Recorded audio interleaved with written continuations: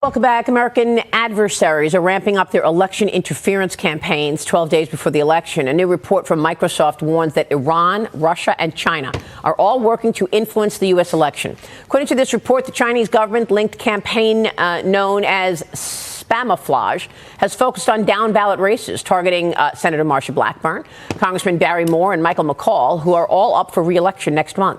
The CCP also attacking Florida Senator Marco Rubio, who is not up for re-election, but has been a critic of the Communist Party of Beijing. Joining me now is Gatestone Institute senior fellow and author of Plan Red, China's Project to Destroy America, Gordon Chang. Gordon, this is the same old for the CCP trying to undermine America and the elections, isn't it? Yeah, but what is different this time, Maria, is that China is putting much more effort on down-ballot contests.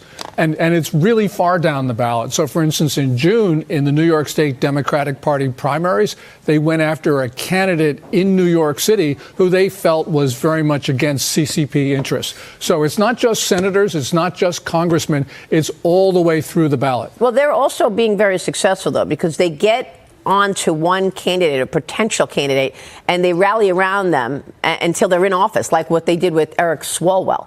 Remember that one. And then in San Francisco, you have a Chinese, I believe, a Chinese national who is now on the election board, local election board in San Francisco. Do you have any other examples of that? Yes, well, it's all throughout, because remember Christine Fong, that Ministry of State Security agent, she was not only going and grooming Swalwell, she was grooming politicians throughout the Midwest. So this is just one Ministry of State Security agent. There's got to be dozens, if not hundreds of them in our country. And you look at all of these contests, especially in New York City, where the Chinese Americans have these very disturbing connections with the Communist Party's United Front Work Department. And sitting congresspeople? And sitting congresspeople as well. Yes, it's all throughout the region. Remember, Swalwell was identified by the CCP, not when he was on the House Intelligence Committee, where, of course, he'd be of great benefit for Beijing. They started grooming him when he was on the City Council of Dublin City, California. That's not to say Swalwell did anything wrong, but it is to say that China's efforts are extremely pervasive, and there's got to be hundreds of Swalwells in this country.